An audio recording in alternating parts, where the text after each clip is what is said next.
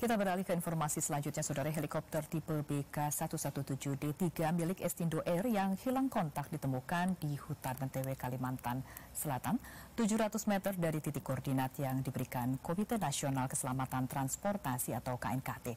8 korban telah dievakuasi dan dibawa ke Rumah Sakit Bayangkara Hugeng Imam Santoso, Polda Kalimantan Selatan. Tim SAR gabungan menemukan bangkai helikopter tipe BK117D3 milik Estindo Air pada hari ketiga pencarian Rabu 3 September 2025 sekitar pukul 14.45 waktu Indonesia Tengah. Bangkai helikopter ini ditemukan di kawasan hutan dekat air terjun Mandin Damar, Kecamatan Mentewe, Kabupaten Tanah Bumbu, Kalimantan Selatan. Pada pencarian bangkai helikopter, petugas juga mendeteksi potongan jasad korban. Tim Anggrek 1 Cabang Nangka Remisor sebagai saksi yang pertama menemukan bangkai helikopter mengatakan, setelah berada di lokasi penemuan, terlihat seorang jasad dengan kulit berwarna putih dan badan besar dengan posisi tengkurap. Petugas melihat beberapa jasad di sekitar bangkai helikopter yang hangus. Resimor menjelaskan, jasad itu kemungkinan ada 6 badan yang terpotong-potong. Potongan bagian tubuh terpisah diantaranya bagian kepala, kaki, dan ada bagian badan. Dari 6 potongan badan manusia yang terdeteksi, terdapat 2 jasad yang hampir utuh untuk dikenali. Selain itu, sebanyak 8 korban peristiwa helikopter jatuh di kawasan hutan sekitar air terjun Mandin Damar, Kecamatan Mentewe, Kabupaten Tanah Bumbu, Kalimantan Selatan, dibawa ke Rumah Sakit Bayangkara Hugeng Imam Santoso, Polda Kalimantan Selatan. Seluruh korban berhasil dievakuasi dengan tetap mengutamakan keselamatan personel di lapangan.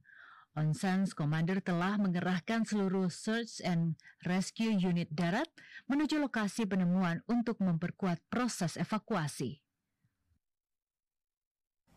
Dan saudara, untuk mengetahui bagaimana situasi terkini pasca penemuan puing-puing helikopter jenis BK117DK dan sejumlah jasad penumpang, kita telah terhubung dengan reporter TVRI Aisyah Irya langsung dari Banjarmasin, Kalimantan Selatan. Aisyah, selamat siang. Hingga saat ini bagaimana proses evakuasi dan informasi terbaru? Ya, Fajri dan juga saudara.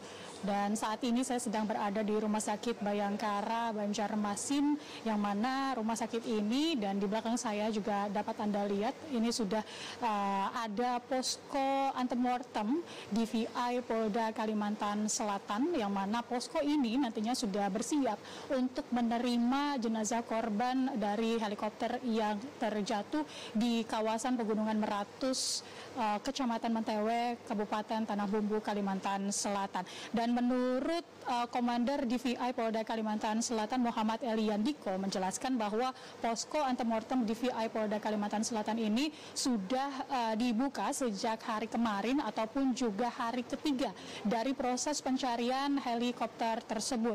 Dan tentunya posko ini juga dibuka ketika setelah mengetahui adanya korban dari jatuhnya helikopter tersebut. Dan saat ini pemirsa, berdasarkan informasi yang kami dapatkan oleh tim gabungan, ke-8 korban ataupun juga jenazah korban ini pun juga sudah dilakukan dalam proses persiapan evakuasi untuk dibawa melalui jalur darat menuju Rumah Sakit Bayangkara yang ada di Kota Banjarmasin. Dan diperkirakan, saudara, jenazah korban dari helikopter ini sendiri nantinya akan tiba pada sore hari, karena memang mengingat jarak yang cukup lumayan jauh begitu dari Rumah Sakit Bayangkara, kemudian juga faktor cuaca juga menjadi salah satu kendala untuk para tim membawa dan juga melakukan evakuasi dan juga membawa ke Rumah Sakit Bayangkara yang ada di Kota Banjarmasin ini. Dan untuk selanjutnya, setelah nantinya para korban ini